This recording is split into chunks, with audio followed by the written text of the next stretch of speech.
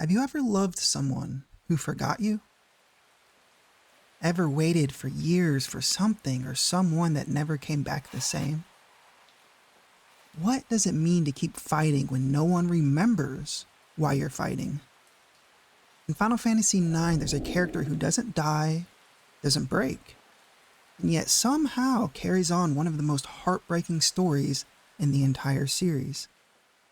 Her name is Freya Crescent, and her tragedy isn't loud. It's not even central to the main plot, but that's what makes it feel real. And that's what makes it hurt. This is the story of Final Fantasy's most heartbreaking character, and chances are, you didn't even see it coming. There are a lot of tragic figures in the Final Fantasy universe, characters who've endured heartbreak and betrayal or loss.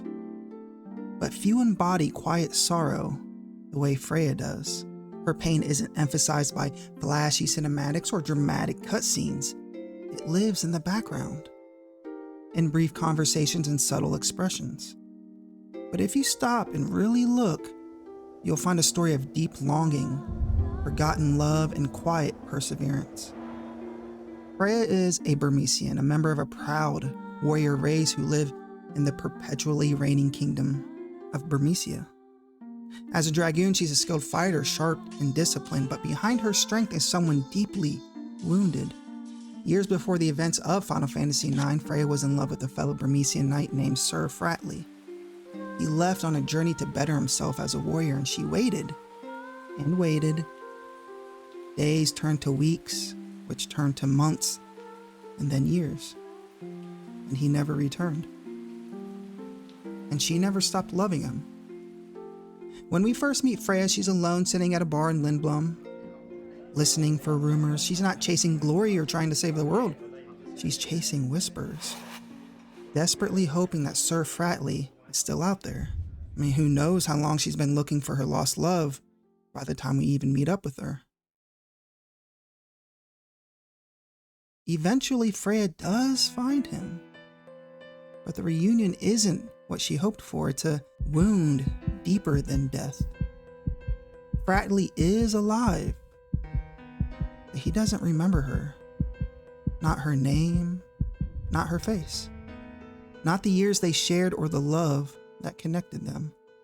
He smiles at her like a stranger with empty eyes, and her world quietly falls apart. She doesn't lash out, she doesn't beg, she holds it together with heartbreaking restraint. And when he walks away, she whispers the words that still haunt players to this day. To be forgotten is worse than death. This isn't a grand tragedy with swords and sacrifice or world-ending stakes. It's a deeply human one. The kind of pain people carry quietly, the pain of still remembering someone who no longer remembers you. Of loving someone who can't love you back. As if losing her life's love wasn't enough, Freya also watches her homeland fall to ruin. Burmecia is devastated by the Black Mage army. Her people are scattered. Her city crumbles into the rain. Everything she once stood for is stripped away. She stands alone, not in the party lineup, but in spirit. Surrounded yet emotionally isolated.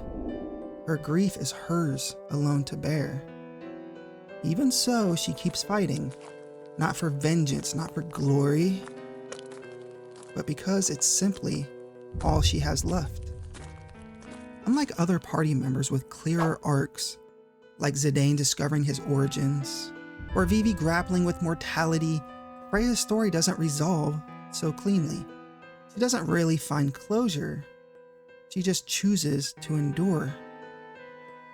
That's the weight of her character and her cross to bear. She doesn't move on, she just moves forward. What makes her arc so tragic isn't just what she's lost, it's how forgotten she's become. After her big moment with Fratley, her role in the story just literally fades away. She speaks less. The camera stops focusing on her, the game kind of moves on, just like Fratley did. And that feels intentional to me.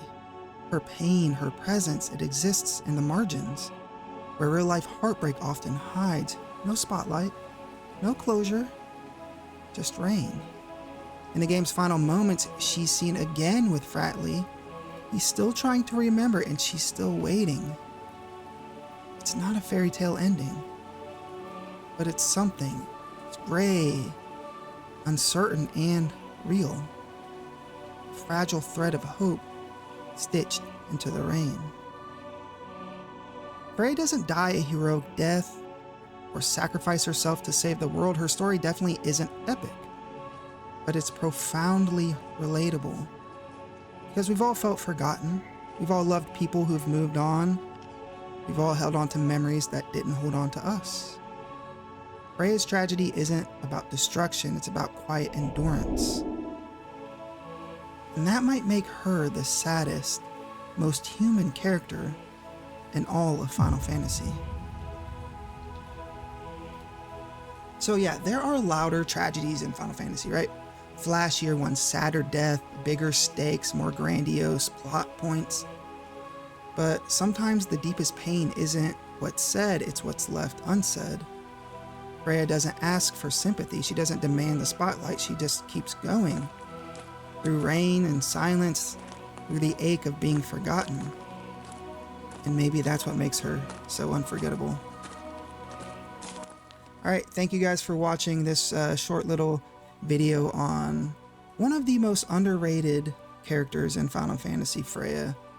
Always just, I don't know, there's something about her story that just makes me sad, and I was just thinking about her like the other day, and you know, I really just got like an urge to make a video about her. And you know, Freya's just one of those characters. She was like never even really in my final party. You know, we all have like a final party that we like having, and I thought she deserved a little bit of spotlight for her troubles. So let me know if you feel the same way about Freya. Do you think she's like the most tragic character, or the saddest, or the most human character in Final Fantasy? And if it's not her, then who do you think it is? Just leave it in the comments, and thank you again for watching.